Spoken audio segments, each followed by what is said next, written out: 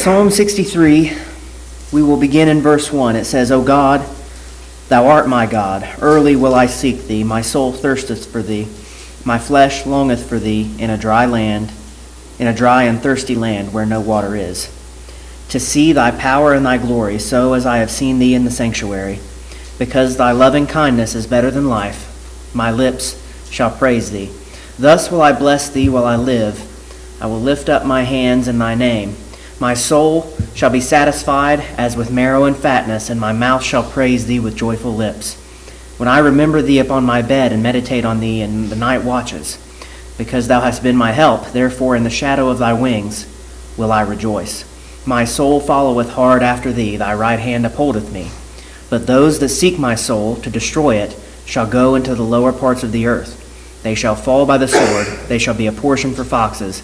But the king shall rejoice in God. Every one that sweareth by him shall glory, but the mouth of them that speak lies shall be stopped. So, this is a psalm of David when he was in the wilderness of Judah. Most will agree that this is not after David has taken the throne. This is not when he fled from Jerusalem during Absalom's rebellion, but it's most likely prior to when David took the throne, when he was on the run from Saul, maybe when he was in the wilderness of Ziph, but they don't know exactly when. But it's most likely definitely before he took the throne. So we see that in this psalm, I'll go ahead and point out a couple things. A lot of the times we see David go back and forth between asking for supplication and giving praise, or going back and forth between asking for supplications and then praying an imprecatory prayer upon his enemies, or going back and forth between praying an imprecatory prayer and giving praise. We see lots of different combinations of those types of things throughout the Psalms. This is a psalm here where basically through the whole thing, it's praise. And it looks like in a couple places he might be praying an imprecatory prayer upon his enemies. It looks like he might be asking for supplications, but realistically, he's not asking for anything in this psalm. In this psalm, he's just recognizing what God has already done and what God is going to do. In his mind here, when he's writing this psalm, anything that he could think to ask for, it's already as good as done. God's already done it. So, before we dive back into verse 1, I'll point out John Chrysostom. He was an important church figure around 400 AD, so still early church period at that time. He would have been important in the city of Constantinople, which we've brought up, Constantinople and Istanbul, recently.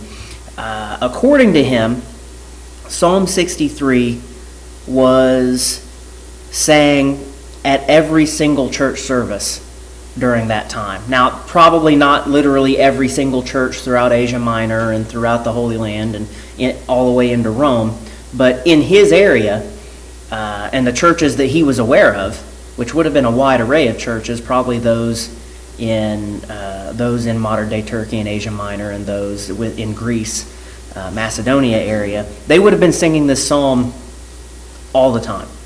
This is just a psalm of thanksgiving. It's a song of glory to God. So we'll look back here at verse 1. O God, thou art my God. Now, at first glance, that first part of this verse, O God, thou art my God, that might seem repetitive, but it's not actually repetitive. He starts by addressing God, O God, and he says, thou art my God. He says, basically, in the Hebrew, the first God here is Elohim, and the second God in that verse is El. And so he's addressing God, and then he's saying, you are my only God.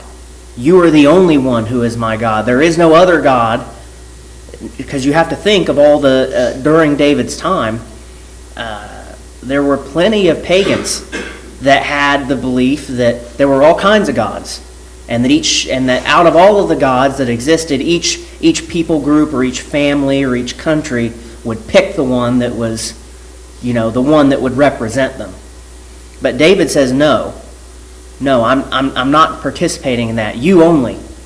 You are God. Thou art my God. He says, early will I seek thee.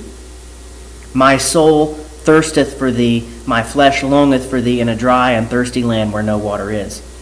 And so, if you think about that, he's saying, I am so thirsty for you, Lord. It's as if I'm parched in a dry land. I'm going to seek you early. The first thing in the morning, because I'm parched, I need to whet my thirst. I have to get it. I have to get it right away. Verse 2 says, to see thy power and thy glory, so as I have seen in the sanctuary. And so he longs to see God's power and to praise him. Verse 3, because thy loving kindness is better than life, my lips shall praise thee. I'm going to reread that. Because thy loving kindness is better than life, my lips shall praise thee. To be in the love of God is better. It's better to be there than it is even to be alive. That life itself does not compare to what it's like to be in the arms of a loving God. He says, I'm going to praise you for that. My lips shall praise thee. Thus will I bless thee while I live. I will lift up my hands in thy name. And so he says, your loving kindness is better than life, but I'm alive right now, so I'm going to use that time for you. I'm going to use that time to lift you up. I'm going to use that time to bring you glory. Verse 5 says, my soul shall be satisfied as with marrow and fatness, and my mouth shall praise thee with joyful lips. And he keeps saying that. That it's not just something that's going on internally. It's something that he's letting out. It's something that he's demonstrating. It's something that he's making sure that people know that God deserves the glory. That he's going to speak of God's glory. Not that he's going to try to bring the glory upon himself, as we know from the New Testament, and both from actual events of the New Testament and from Jesus' parables, that the Pharisees had a tendency to try to bring the attention on themselves. That they would stand in the middle of the open area of the temple, and they would pray out loud so people could hear them. They would pray so people could know how devout they were, how good they were, how honest they were, how upright they were. And they did that so that way they could get the attention. David isn't saying any of that. He's saying, I'm going to open my mouth and it's going to be for you, God. He says, my lips are going to praise your name. It's not going to be for David, it's going to be for God. He says in verse 6, when I remember thee upon my bed and meditate on thee in the night watches. And so even in the hours of the night, even when it gets late, we would call the night watches, we might call that the wee hours of the morning. David is still meditating upon the things of God. He is still thinking of God.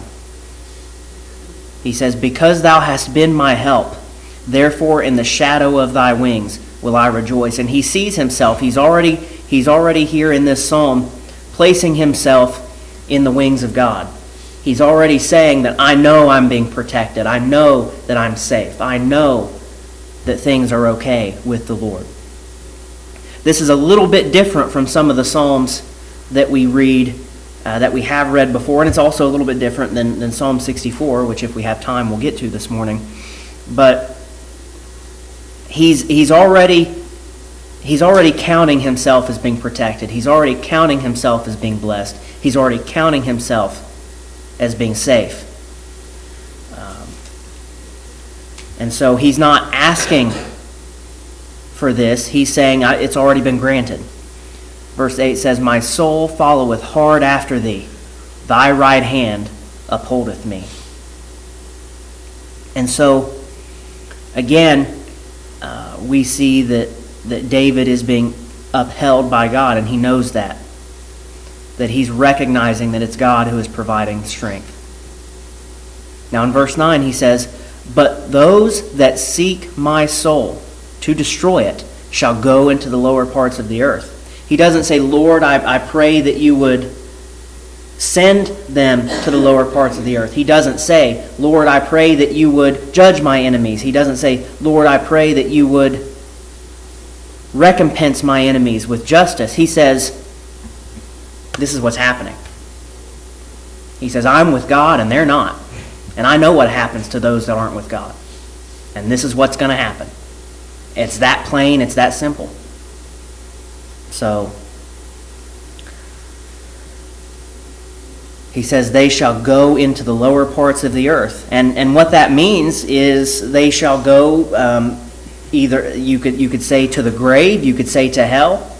They're going to die, and it's going to be eternal. They're going to die, and it's going to be eternal ramifications. It's not just going to be their physical death here on earth. It's not just going to be that. It's going to be their eternal death. It's going to be that eternal separation from God. It's going to be them going into hell. It says, they shall fall by the sword. They shall be a portion for foxes. They shall fall by the sword. They shall be a portion for foxes. They're going to die, and they're going to die violently. And that's what happened to David's enemies. David's enemies, they don't go peacefully in their sleep. We're not going to go and read about all of them this morning, but just take a look at Saul. Saul, we know, you can go and you can read about it at the end of 1 Samuel. He's on a battlefield, and he's going to try to get away because he sees he's losing, and he decides that he's going to fall on his own sword because he's wounded, and he can't get away, and the enemies are coming, and he's afraid he's going to be tortured. He's afraid he's afraid that they're going to do bad things to him, and so he asks his adjutant, his assistant, his second in command to kill him. Refuses. And so Saul falls on his own sword, and that's how he perishes. And he dies there by the sword in the middle of the battlefield. And when he does, is he buried? If he is, it's not right away. It's not right away. The battle's going on. And that's the thing. I was about to say in the old days, but that's not even necessarily just in the old days. It's any time. Anytime a battle is fought and people are killed and they're out in the open, you never know what kind of wild creature is going to come in, and once the gunfighting dies down, once all the loud noises die down, if you can't get the bodies off the field or out of the street quick enough, he says they shall be a portion for foxes. And we see that in the book of Revelation. We see that when Jesus comes back and he returns, it's going to be the fowls of the air. And so either which way you look at it, it's not a pretty sight. It's not a beautiful thing to think about, but that's the reality of it. It's just the cold, hard truth of the matter. And so, whether in the olden days or even in modern times, this is a real concern. I only know this from TV, so if I'm wrong, somebody can correct me later on. But my understanding is that we always have the term around here, 6 feet under, because you're buried 6 feet beneath the ground, because that's about how far you need to be. So that way, and that's how far people typically buried people, because if you buried them not too close to the ground, the wild animals could sniff them out and they'd be able to dig and find them. But if you go 6 feet down, you don't have to worry about that problem. So that's why graves are 6 feet deep. In the Middle East, it's not 6 feet. It's 4 feet, because of the type of the ground that it is and the types of animals that live there. they go 4 feet down. And so that has not much to do with what we were actually just talking about. It's something that just came to mind, but it goes along with that. That that there are those differences, and that the way we think of things isn't necessarily the way they are everywhere. But still, it is a concern. It is still a concern. You can't, even in the Middle East, you can't bury somebody 2 feet down. You can't bury somebody 3 feet down. You still got to hit that 4 foot mark. Just like here, you would have to hit that 6 foot mark. Now, with a fancy coffin and everything, it's not. It's 4.5 foot now, but yeah, not to right. Yeah, it's you don't have to go. You don't have to go that far down, but that phrase 6 feet under comes from when people just you had a body and you had to put it in the ground. So we see, though, that they shall fall by the sword, they shall be a portion for foxes. We see some of David's other enemies. Some of them were his friends. Joab. Joab was a man who was he was actually David's uncle, if you read into it and you see the family tree and everything. He was one of David's closest advisors for many years. He was his trusted general. He was the man who followed the orders to, presumably the man who would have followed the orders to even have Uriah the Hittite killed, that would have actually given the order. He was the one in command. He was the one in charge of the army. He was, if David was the commander-in-chief, Joab was, he was the executive right there, passing down all the orders to the rest of the military there. But he rebelled against David in the end. And he was a man that he was taken out. He went to the tabernacle. He went and he grabbed the horns of the altar. And even at the horns of the altar, wasn't safe. He was slew there at the horns of the altar. He was a man of blood and violence, and he died with blood and violence. So David's enemies and even his friends, they fell by the sword. David, I think, is the only one of them that actually would have went in any semblance of what you would call peacefully. I'm sure that in his old age, by the time that he made it to the point where he was dying, he was probably tormented day and night by thoughts of the things that he had done, by thoughts of the people he had killed. And so even then, I wouldn't necessarily say he went out peacefully either. But his enemies here, they shall fall by the sword. He says in verse 11, but the king shall rejoice in God. And so David had been, even though he wasn't king yet, he had been anointed king. And he would be the next king after Saul. He says, the king shall rejoice in God. Everyone that sweareth by him shall glory. And so this verse here is not an instruction to swear by the name of God. It's just it's an observation, not an instruction. Typically, if somebody's going to promise upon something, or swear by something, or swear on something, it's to something that's very close to them. It's to something that's very important to them. You hear people all the time they'll say, well, I swear upon my mother's grave. Something that holds an extremely dear place in their heart. Now we know that that's not how a Christian is supposed to behave. We know that Christians aren't supposed to make those kind of oaths.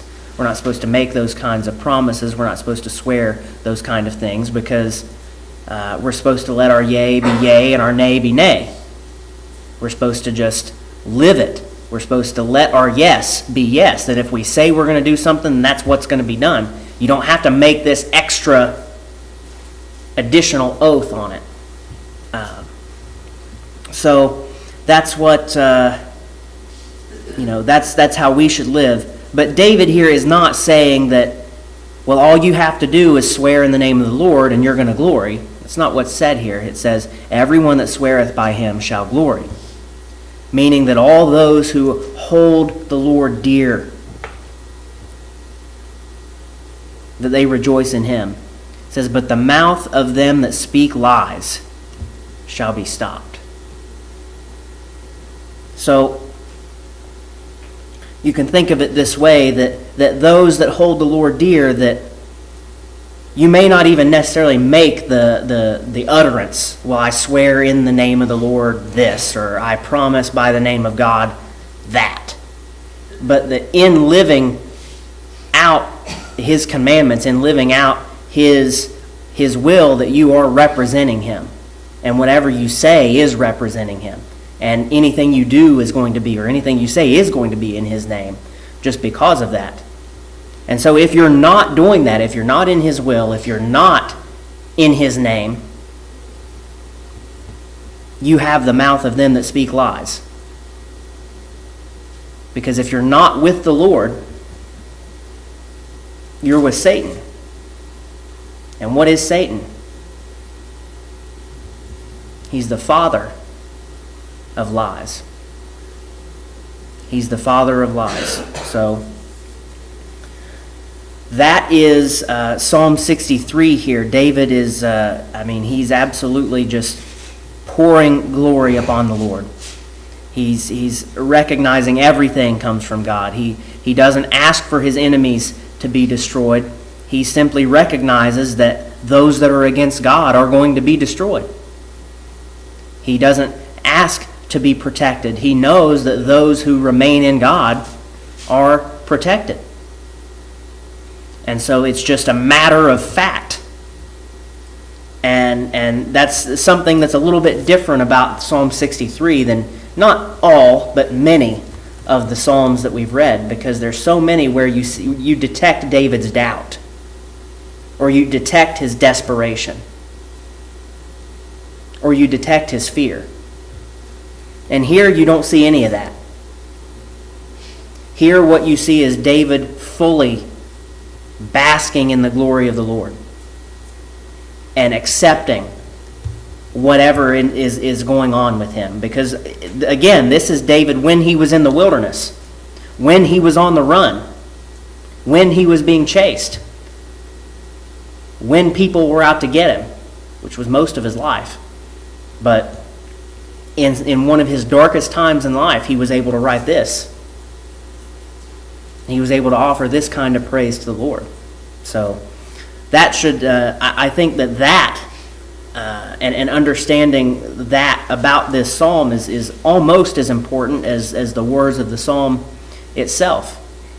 Not quite, because obviously I think the words are the most important, but just understanding that and knowing that that's the kind of attitude we can have. If David had that kind of attitude, we can have that kind of attitude.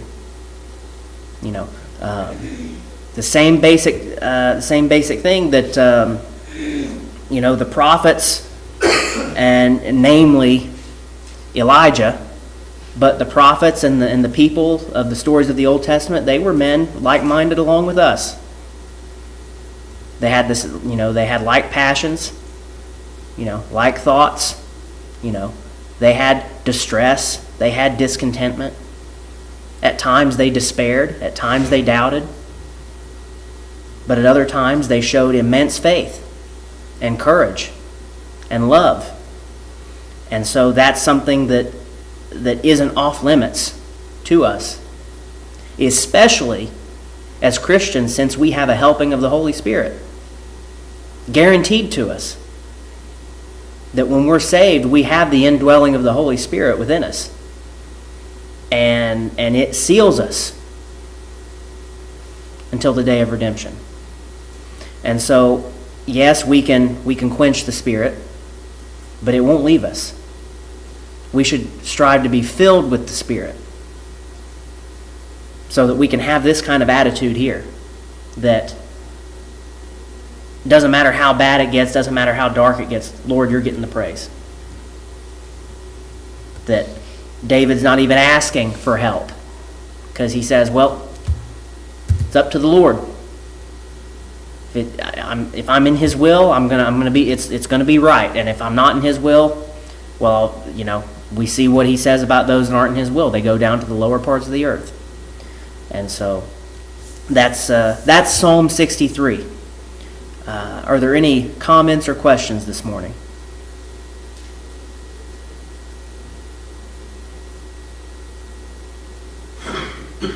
Okay, we're gonna move into Psalm 64, and we're gonna change gears a little bit and kick it into high gear because I spent more time on Psalm 63 than I thought I was going to. So we'll start in verse 1 in Psalm 64.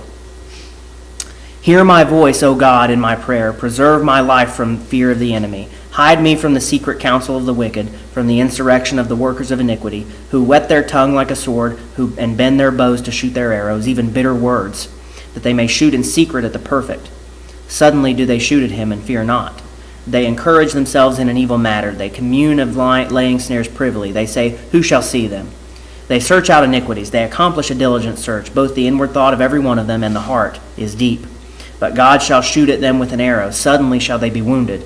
So they shall make their own tongue to fall upon themselves. All that see them shall flee away. And all men shall fear and shall declare the work of God, for they shall wisely consider of His doing. The righteous shall be glad in the Lord and shall trust in Him, and all the upright in heart shall glory. So this psalm, it says in the heading, to the chief musician, a psalm of David. That's all the information we get. We don't know exactly when it was written, but we do know that this psalm has a bit of a different tone, that David is clearly seeking protection and supplication from the Lord, and I wouldn't say that it's a demonstration of a lack of faith to ask God for help. When we were going over Psalm 63 and talking about how David wasn't asking for help, he wasn't asking for judgment on his enemies, he just kind of counted it as already in place. That doesn't mean that when we do ask God for things, when we ask Him for protection, that we have less faith.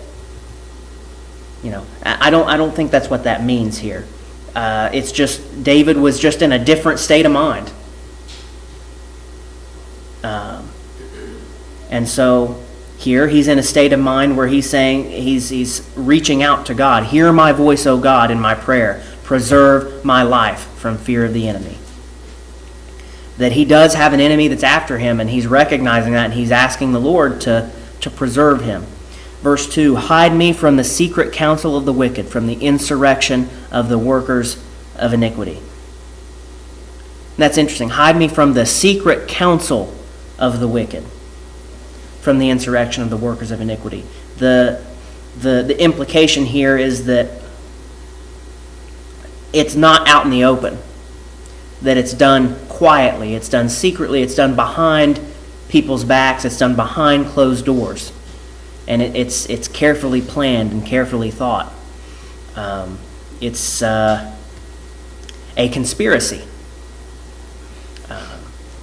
People misunderstand that word conspiracy because of the term conspiracy theory, but a conspiracy, all it is when people are working together, conspiring to achieve a goal, usually a bad type of goal.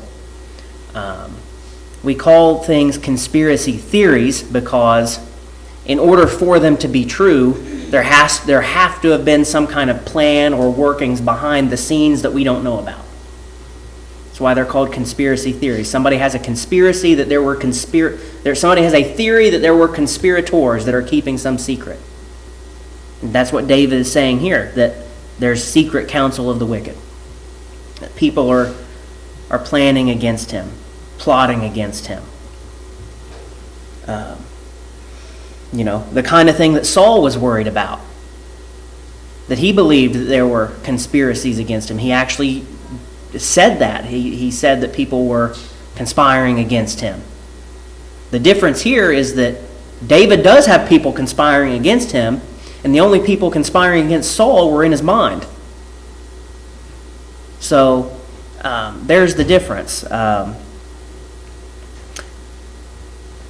he says in verse 3, who whet their tongue like a sword and bend their bows to shoot their arrows.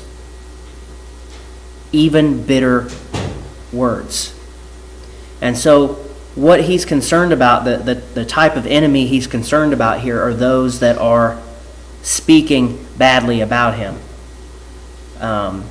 We won't read it, but there's multiple times in Proverbs we see one of the most important things, and I think it's important for a Christian to maintain as well, is that we do maintain a good reputation. Now, for a Christian, primarily, the reason you would want to maintain a good reputation is because you want to be a reflection upon Christ. And you don't want to be a poor reflection upon Him. You don't want to stain that. You don't want to mar that, and you don't want to sully it and dirty it and make it filthy. You don't want that to be people's image of Christ. So you want to maintain a good reputation in order to better serve God. There's also practical reasons for maintaining a good reputation. And I think that's kind of what David's concerned about here. Because if your reputation gets bad enough, depending on where you live on earth and what time you live on earth, if you've got a bad enough reputation, people might show up to your door and actually try to take you out. If you've got a bad enough reputation. And there's some people on today, and we might think, well, that's not something you really need to worry about so much today. And we're not going to get into any big celebrities or political figures. But just thinking about on a local level, think about something really bad that somebody could do. You might know somebody, not your next door neighbor, because I don't want you to get your next door neighbor's picture in your head and then you think bad things about them like this. But you might know somebody that lives somewhere within the community, and then there's a rumor that starts all of a sudden. And the rumor is that they're doing bad things. And specifically, they're doing bad things with people who are under the age of 18. Now, when you get that in your head, I don't know about you, but I get some violent thoughts in my head. And so I have to put those away, and I move those away and I shift to prayer. But there are people that don't do that. And there are people that if that becomes strong enough, if the reputation gets bad enough, there's somebody that might be willing to take some kind of action. And so regardless of how famous you are, regardless of how infamous, regardless of how big you are, regardless of what your name is, if you have a bad enough reputation, it can really, really, really cause you some problems. Whether it's true or not. That's the thing. It doesn't even have to be true. People say bad things about you. Once people get that in their head, that's what's there. So that's what David's concerned about here. That the arrows that they're getting ready to shoot are their bitter words. They're getting ready to try to take him out with their words. It says that they may shoot in secret at the perfect. Suddenly do they shoot at him and fear not. And David's not just worried that they're going to shoot at him. He says that they may shoot in secret at the perfect. That their words are not just going to damage him, but they're damaging God. And that's what we said a minute ago, that our as Christians, and for anybody, Old Testament, New Testament, that associates themselves with God. When you associate yourself with God, you're painting a picture for people to look at. And you can paint a really beautiful picture. And you can also paint a really ugly picture. And somebody can come along and throw a bunch of dirt on it. And we want to try to preserve that. We want to try to paint a good picture for God, and we want to try to keep that clean and pure. It says in verse 5, they encourage, actually in verse 4, suddenly do they shoot at him and fear not. Now we're going to combine that with verse 5, that last part of verse 4. Suddenly do they shoot at him and fear not. They encourage themselves in an evil matter. They commune of laying snares privily. They say, who shall see them? They're not afraid to start taking shots at the king. And I don't just mean David, the king. I mean the king, just in general. There's a phrase, there's a saying that says if you're going to shoot for the king, or if you're going to go for the king, if you're going to swing at the king, don't miss. Because if you do, it's all over. But the thing that these people, they're encouraging themselves and they're building themselves up in private. And what they don't realize is when you start taking shots at God, you are going to miss. You will. You're going to miss. And the implications, the ramifications of that are eternal. They are. But this idea, they don't fear, and then it says, laying snares privily, they say, who shall see them? They think that they're so smart. They think that they have everything all worked out. You know, they have the help of Satan in whatever they're doing, and they think that they're just doing it so well. It says, they search out iniquities. They accomplish a diligent search. Both the inward thought of every one of them and the heart is deep. And David's not, being uncharitable to them. He's offering them credit. He's saying, they're really thinking about this. They are deeply motivated by these things. The inward thought of every one of them and the heart is deep. But in verse 7 he says, but God shall shoot at them with an arrow. Suddenly shall they be wounded. Because no matter how deep the human mind goes, no matter how deep the heart goes, no matter how many hours of thought we put into something, no matter how carefully we plan something, if we're trying to go against God, it's going to fail. It's going to fail.